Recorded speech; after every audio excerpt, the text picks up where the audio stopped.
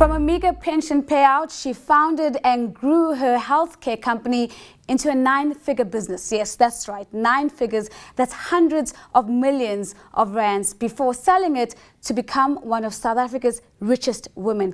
This is Women of Wealth, and I'm Nozi Pombanja. Tonight, we profile serial entrepreneur and a non-executive chairperson of Imbalie Beauty, that's Hilda Lunderstedt. We also explore the role of mentorship in women's success, and in Power Redefined, we profile the woman at the helm of Nigeria's Securities and Exchange Commission, Arunma Oteh.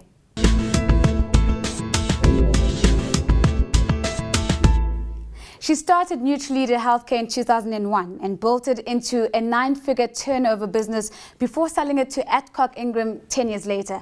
Now she has a hand in a number of companies in the beauty, health and wellness industry. That's when she isn't hanging out with Sir Richard Branson on his private island. I sat down with Hilda Lunderstedt to find out how she decided to take the plunge and sell her business.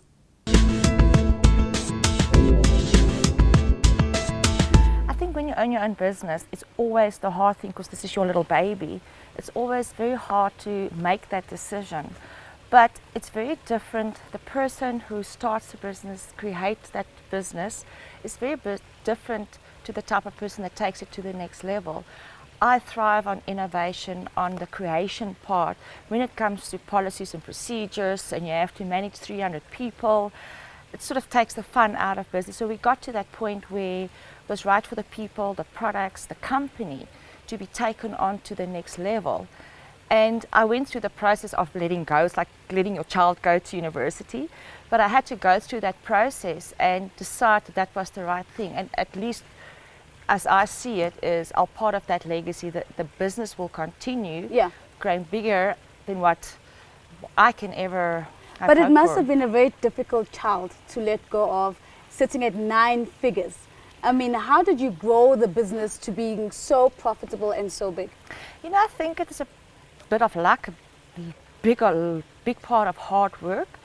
I know I've been in the pharmaceutical industry my whole life, so I know and understand the industry. I saw the trends moving from pharmaceuticals to healthcare.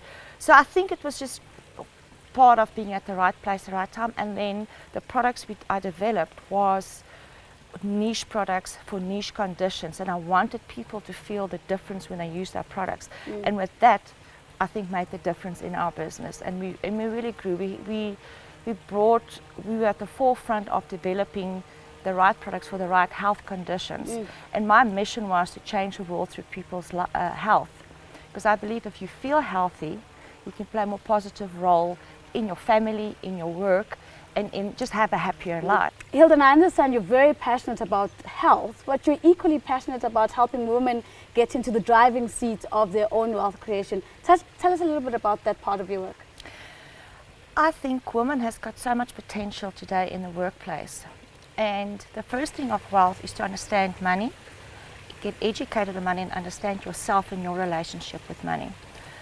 I have, over the last few years, put together an amazing team that's creating a lot of wealth for me, that I hope to open up to other women that's in the same position, that wants to create their best lives. I think women sometimes don't know where to go.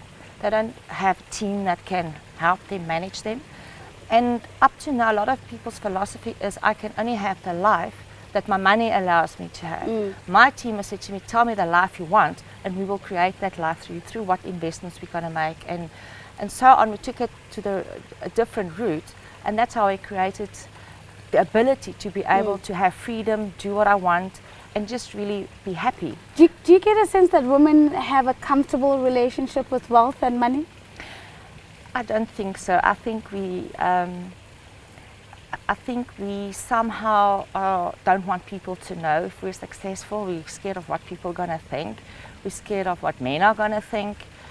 And I think we really, in general, need to get over ourselves in that in that regard. I think women need to be comfortable with it, but also not become arrogant. You know, and create a support system of like-minded sisters where you can bounce your ideas off, where you can go for support, and where you can go if you need someone. You've recently spent time with Sir Richard Branson. What would be the one piece of advice that you got from him that you'd like to throw out into the universe? I think what I learned from him is that anything is possible. You can have your 300 companies, you can be a billionaire. If you have the right team behind you, you can still live in an amazing island and have this amazing life. We sometimes think it's only certain people, or it's not possible for us. When I got there, I thought, hey, maybe I can do this too. And he's really interested in people. He's humble. So again, it shows, I learned that when you are in that place of power and wealth, that you should still be humble and should still connect to everybody around you.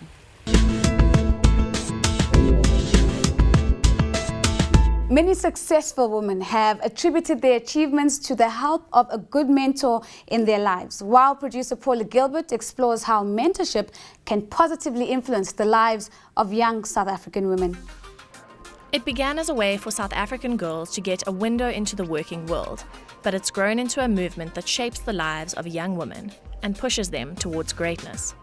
The success of the Cell C Take a Girl Child to Work Day campaign has now spiraled into a mentorship program, headed up by business heavyweight Cheryl Carolus.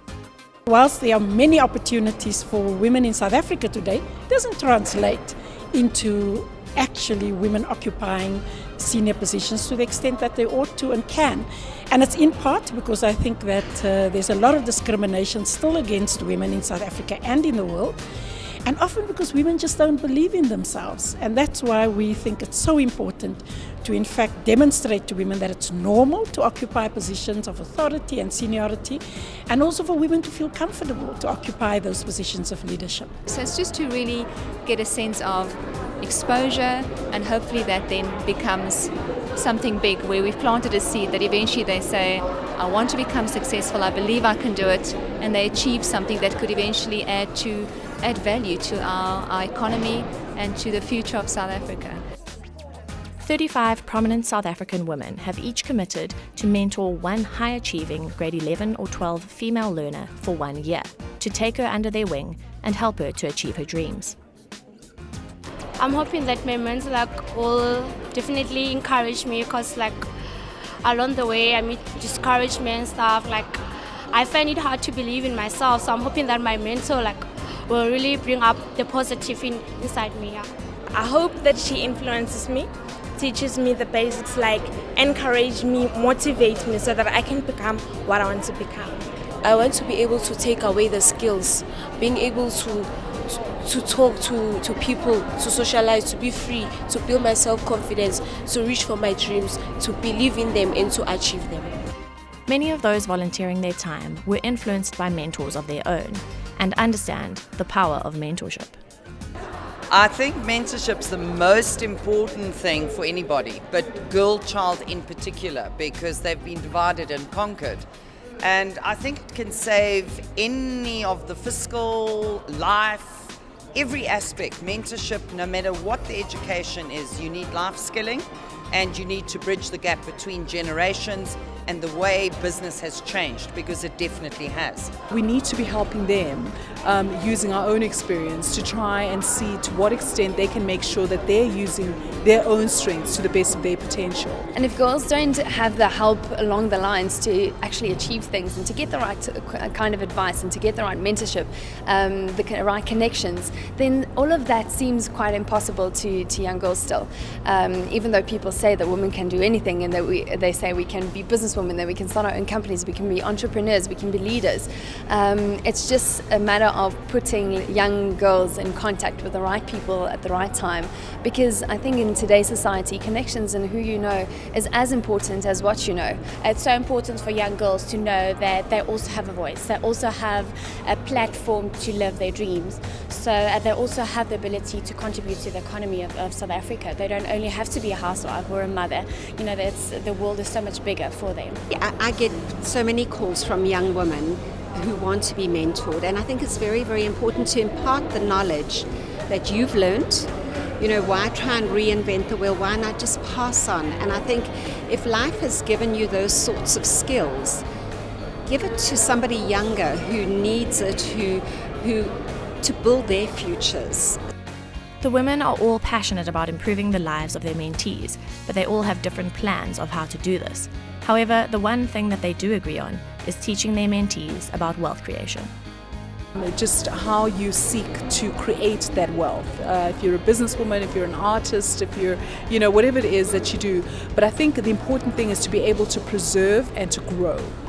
Well, I think an understanding of money and finance and business are fundamental. I think so many women in particular grow up without financial skills. Some of them get married and depend on their husbands and then are thrown out, into the open not having these skills.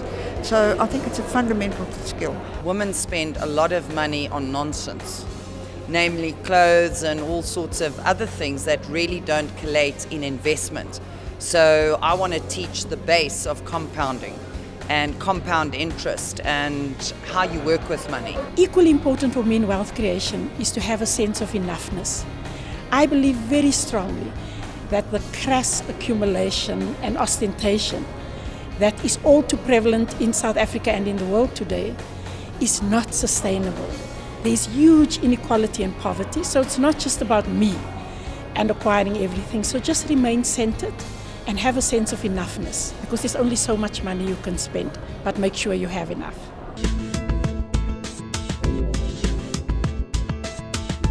Every week we bring you a woman who is flexing her power muscles on the global stage. Let's take a look at Arunma Oteh, Director General of Nigeria's Securities and Exchange Commission.